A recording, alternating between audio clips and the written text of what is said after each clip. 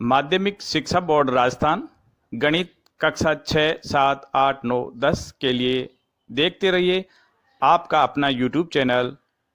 Like, share और subscribe कीजिए। प्रश्नावली 9 ऊंचाई और दूरी। आज हम नया चैप्टर शुरू करने जा रहे हैं, ऊंचाई और दूरी। इसमें हम सबसे पहले जो इससे संबंधित शब्दावली या परिभाषाएं उन पर विचार करते हैं। तो सबसे पहले इसमें आता है दृष्टि रेखा।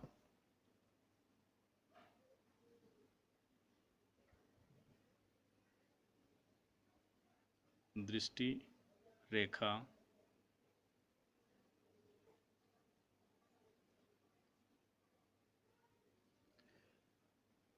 जब कोई व्यक्ति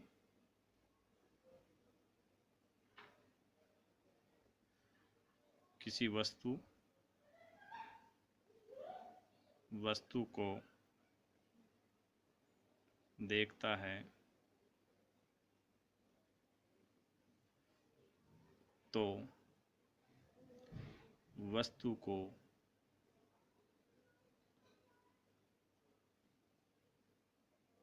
आँख से मिलाने वाली रेखा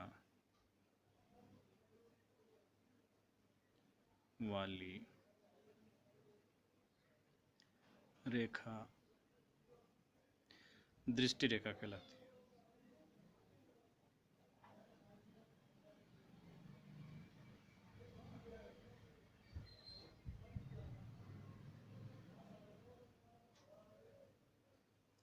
अब इसमें आता है उन्नयन कोण।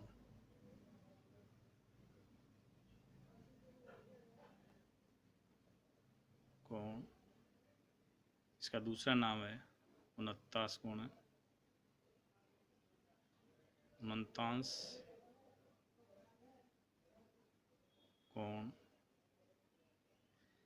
या उन्नति कोण।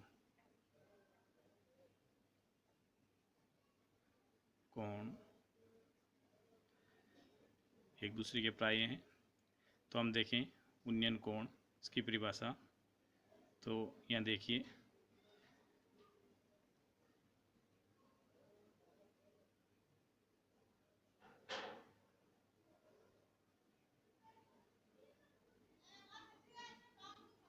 यहाँ कोई वस्तु है और हम यहाँ, ये नीचे क्षैतिज हो गया,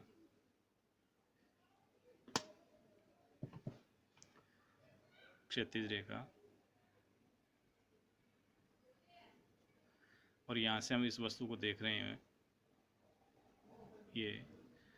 तो ये जो है वस्तु को देखने वाली आँख और वस्तु के बीच ये जो रेखा है, ये हमारी होगी दृष्टि रेखा। दृष्टि रेखा और उनके बीच में जो ये कोण बन रहा है, यह है उन्नयन कोण या उन्नतांश कोण। दृष्टि रेखा और क्षैतिज के मध्य बना कोण उन्नयन कोण हो गया जब हम नीचे से ऊपर की ओर वस्तु देखते हैं, अर्थात कोई वस्तु आँख से ऊपर हो। जब कोई वस्तु आँख से ऊपर हो, आँख से ऊपर हो तो आँख और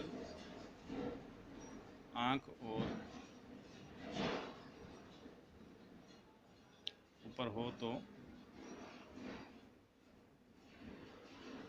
दृष्टि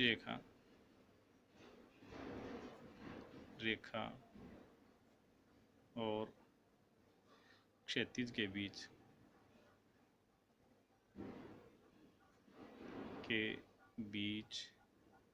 बना कोण उन्नयन कोण कहलाता है। उन्नयन कोण कहलाता है। इसके बाद हम देखते हैं अवनमन कोण। अवनमन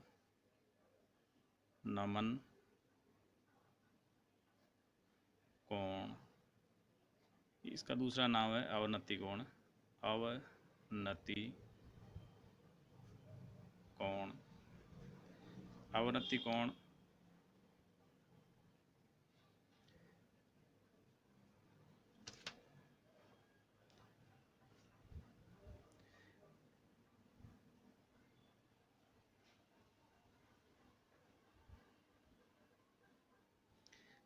जब वस्तु आंख के नीचे हो, ये क्षैतिज रेखा हो गई, क्षैतिज, और आंख से नीचे की तरफ यहाँ कोई वस्तु हो तो यहाँ वस्तु हो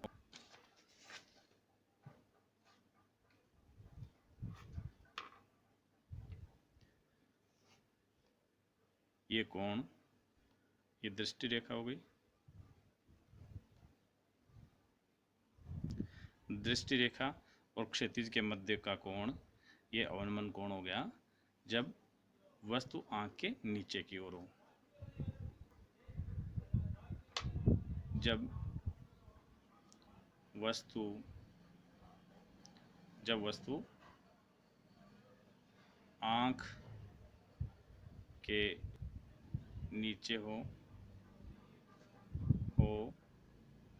अर्थात ऊपर से नीचे देखना पड़ता हो, नीचे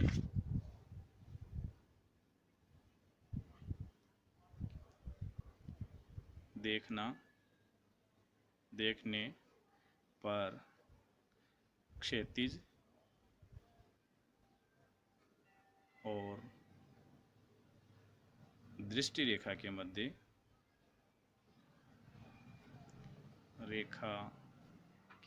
मध्य कोण को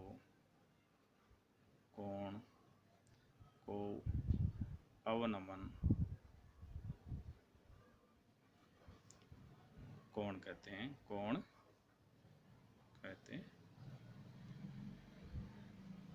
इसमें कुछ और महत्वपूर्ण बातें हैं जो इस प्रकार हैं।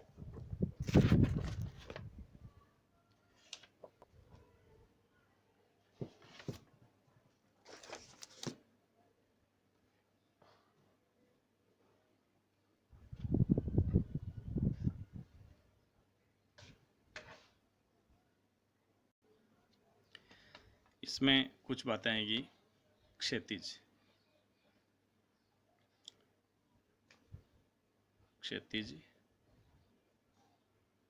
जैसे क्षैतिज में आएगी छाया की लंबाई वो क्षैतिज होगी, क्योंकि जब कोई वस्तु खड़ी रहती है तो उसकी छाया है वो आड़ी आती है, जो आड़ी होती है वो क्या हो गया, क्षैतिज हो गया। छाया की लंबाई किसी भवन,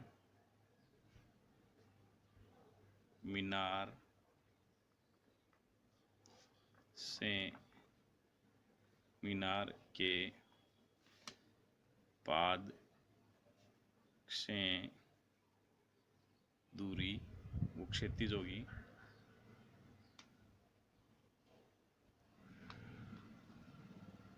सड़क, पुल आदि।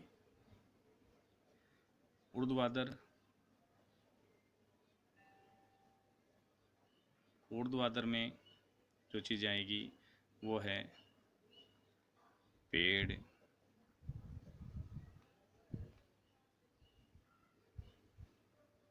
मीनार,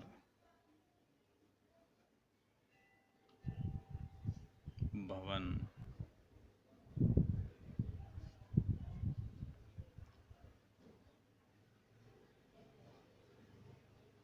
पहाड़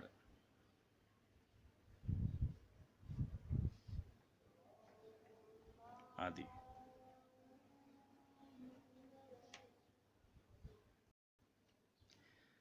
हल करते समय ध्यान देने योग्य बातें। पहली बात है कि सर्वप्रथम दी गई सूचना के आधार पर समकोण त्रिभुज बनाओ।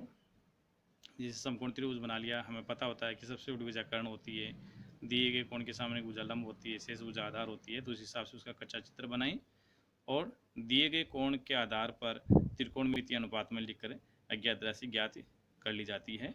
और इसमें हमें लाल बट्टा कक्का का पूरा ध्यान रखना है, इसके अनुसार त्रिकोणमितीय अनुपात को लिखना है। लाल बट्टा कक्का में हमें पता है कि लंब बटा कर्ण होता है वो साइन थीटा होता है, आधार बटा कर्ण है वो कोस थीटा होता है, लंब बटा आधार है टेन थीटा होता है। इसी प्रकार इसका व्युत्क्रम है, आधार बटा लंब है वो कोट हो जाएगा, कर्ण बटा आधार है वो सेक हो जाएगा और कर्ण बटा लंब है वो कोसेक हो जाएगा। तो इसका ध्यान रखते हुए हमें उनको लिख करके हल करना है। इस लाल बट्टा कक्का को एक बार वापस दोहरा लें अपने मन में।